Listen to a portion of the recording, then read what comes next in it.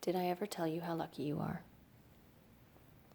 When I was quite young and quite small for my size, I met an old man in the desert of Dries, and he sang me a song I will never forget. At least, well, I haven't forgotten it yet. He sat in a terribly prickly place, but he sang with a sunny, sweet smile on his face.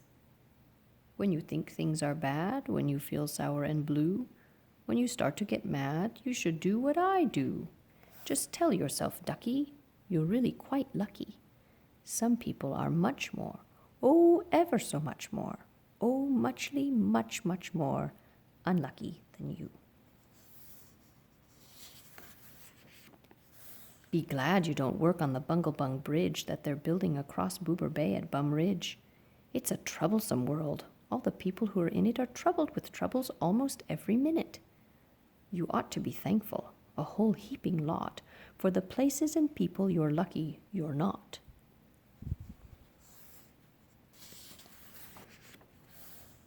Just suppose, for example, you lived in Gazette and got caught in that traffic on Zate Highway 8.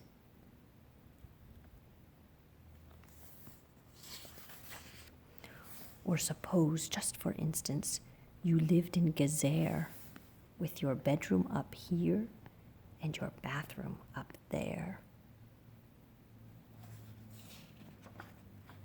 Suppose, just suppose, you were poor Herbie Hart, who has taken his thromdimbulator apart.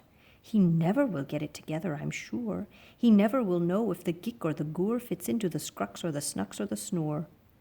Yes, ducky, you're lucky you're not Herbie Hart, who has taken his thromdimbulator apart. Think they work you too hard? Think of poor Ollie Sard. He has to mow grass in his uncle's backyard, and it's quick-growing grass, and it grows as he mows it. The faster he mows it, the faster he grows it. And all that his stingy old uncle will pay for his shoving that mower around in that hay is the piffulous pay of 2 duklas a day. And Ollie can't live on such piffulous pay.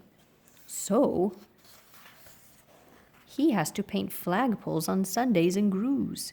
How lucky you are you don't live in his shoes.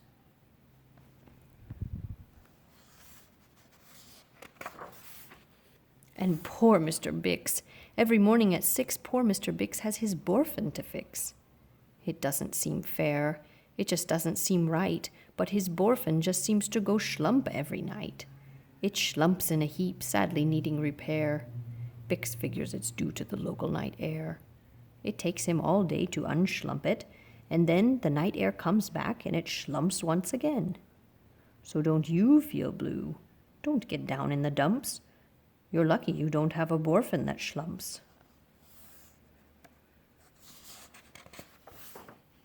And while we are at it, consider the schlots, the crumple-horn, web-footed, green-bearded schlots, whose tail is entailed with unsolvable knots. If he isn't muchly more worse off than you, I'll eat my umbrella. That's just what I'll do.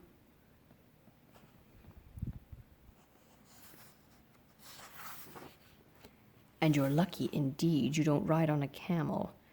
To ride on a camel, you sit on a whammel. A whammel, you know, is a sort of a saddle held on by a button that's known as a faddle. And boy, if your old whammel faddle gets loose, I'm telling you, ducky, you're gone like a goose. And poor Mr. Potter, T-crosser-eyed daughter. He has to cross T's and he has to dot I's in an I&T factory out in Van Nuys. Oh, the jobs people work at. Out west near Hotch Hotch, there's a Hotch Hotcher bee watcher. His job is to watch, is to keep both his eyes on the lazy town bee. A bee that is watched will work harder, you see. Well, he watched and he watched, but in spite of his watch, that bee didn't work any harder. Not much. So then somebody said, our old bee-watching man just isn't bee-watching as hard as he can. He ought to be watched by another Hotch-Hotcher. The thing that we need is a bee-watcher-watcher. Well, the bee-watcher-watcher watched the bee-watcher. He didn't watch well, So another Hotch-Hotcher had to come in as a watcher. And today, all the Hotchers who live in Hotch-Hotch are watching on watching the watcher who's watching that bee. You're not a Hotch-Watcher. Whew, you're lucky, you see.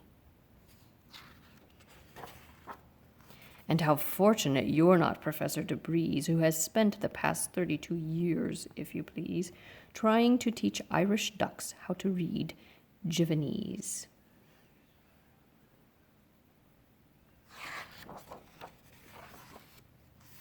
And think of the poor puffing Pugelhorn players who have to parade down the Pugelhorn stairs every morning to wake up the Prince of Puboken.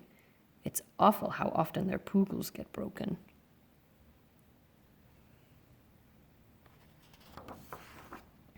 And oh, just suppose you were poor Harry Haddo.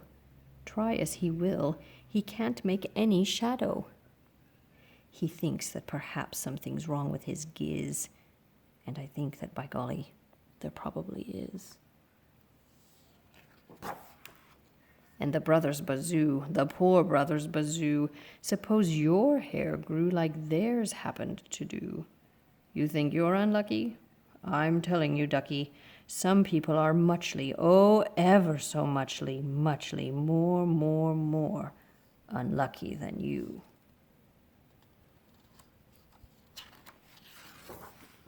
And suppose that you lived in that forest in France where the average young person just hasn't a chance to escape from the perilous pants-eating plants.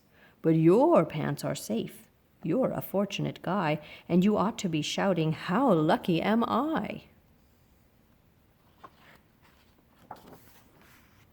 And speaking of plants, you should be greatly gladish.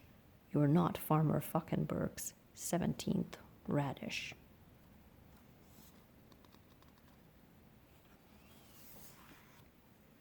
And you're so lucky you're not Gucky Gown, who lives by himself 90 miles out of town in the ruins of Ronk.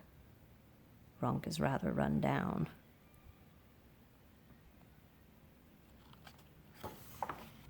And you're so lucky you're not a left sock, left behind by mistake in the caverns of Croc.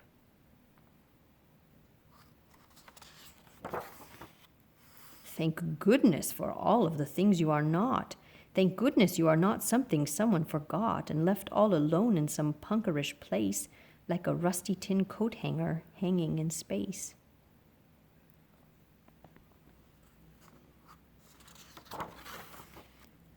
That's why I say, ducky, don't grumble, don't stew. Some critters are much, oh, ever so much, so muchly, much more unlucky than you.